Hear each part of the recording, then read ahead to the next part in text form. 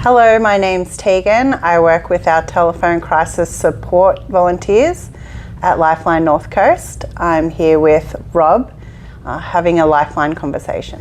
Hello, Rob. Thank you so much for joining us today.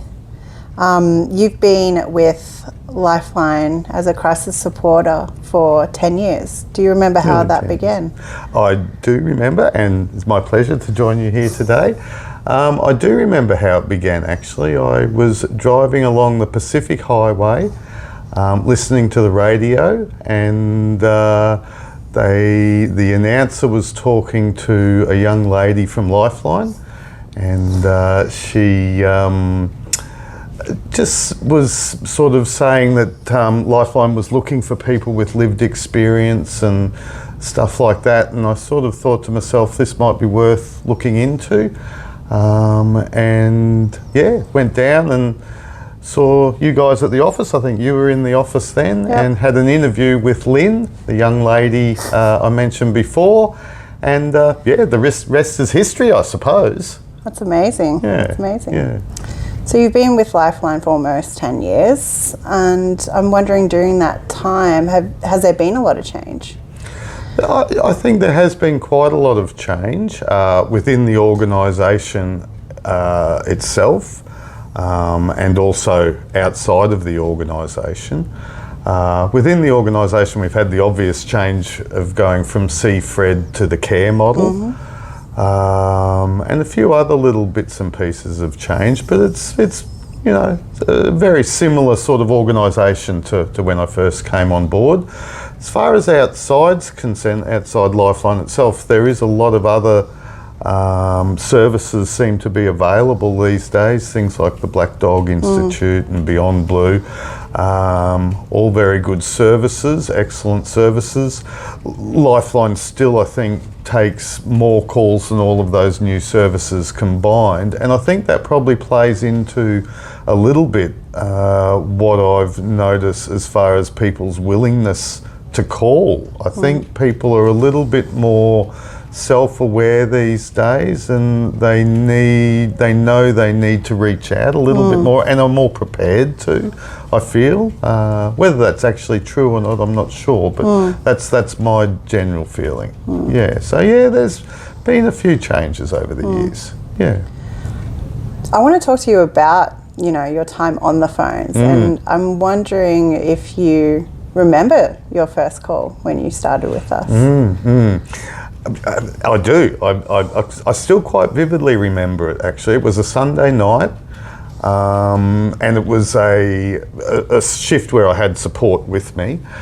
So it wasn't, as I'd got on, it was the first telephone call I'd spoken to with Lifeline. So it was supervised, but it really did stick in my mind because without going into too many details, the caller was an old cow cocky, and he was having problems with alcohol and just sort of personal stuff and whatnot like that. But it really reminded me of my dad, which is why it sort of stuck in my mind a bit and is still with me. It was a good call. We had a nice yak, and actually it's one of the first. Well, it made me realise that you can bring yourself to the level of the caller and be with them,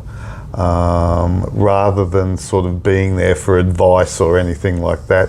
Just to be there and hold their hand in their experience.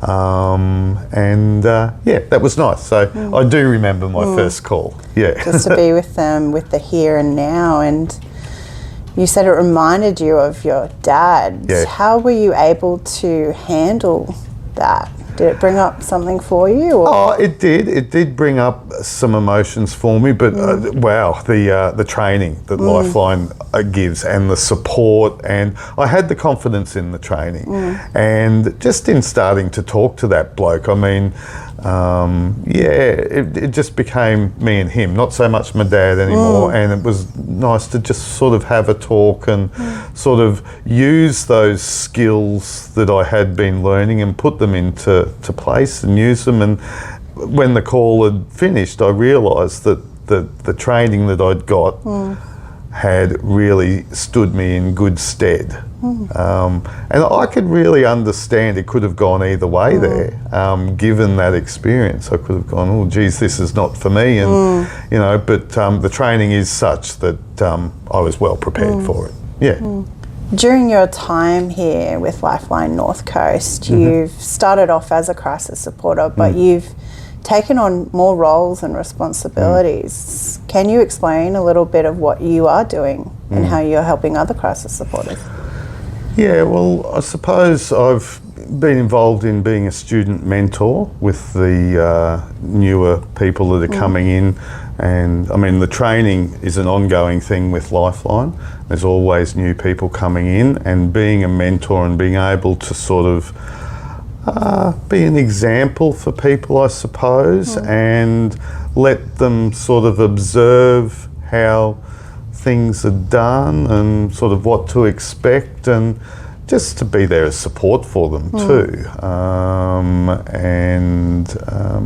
I suppose catch them if they fall a little bit, you know, all that sort of stuff.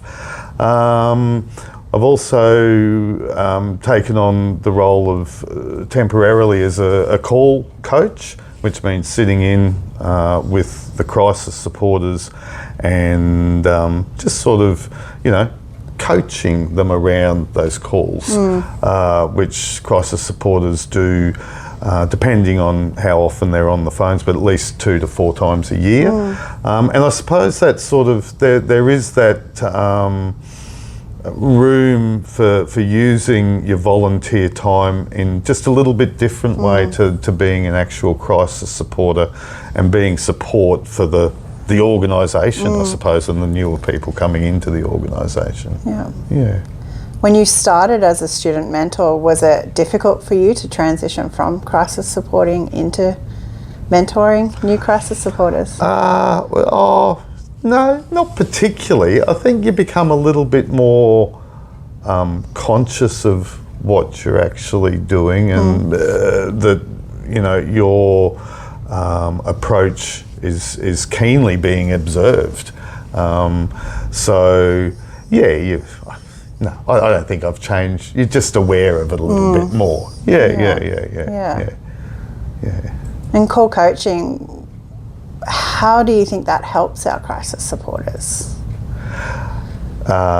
It's good support for them. When, you know, we can sort of talk about the calls after they happen. For me personally, I get a lot out of the call coaching because everybody does it a little bit differently, you know, and you certainly pick up things. I think I pick up just as much as the crisis supporters do off me, I think. But yeah, just being able to talk through individual calls and sort of, you know, dissect them a little bit and talk about, you know, maybe different approaches or what was done well, or, you know, that's sort of, yeah. So even after so long on the phones, you're still learning new things? Oh, always. Yeah. Always, you know. Even in things as subtle as communication style and stuff like that.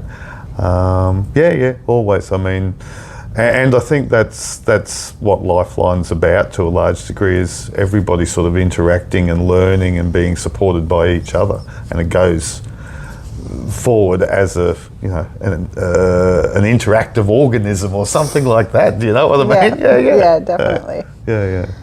Well, thank you so much for that support. Oh, my pleasure. The pleasure's all mine. And I suppose, you know, I mean, Lifeline is an organisation where you really do benefit personally. I mean, we wouldn't do it if we didn't walk out the door at the end of the day and go, wow, you know, I made a bit of a difference, and that, you know, it's a little bit selfish, but it made me feel good. What would you say to someone thinking about becoming a telephone crisis support volunteer with us here at Lifeline North Coast? I think it would be a really good thing to look into. It's not for everybody. Come and see us here and have a talk. The training is excellent. The sense of being part of a team is really excellent.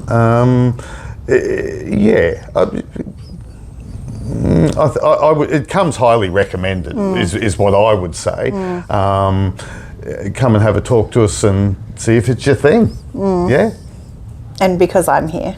Obviously. And because Tegan's here too.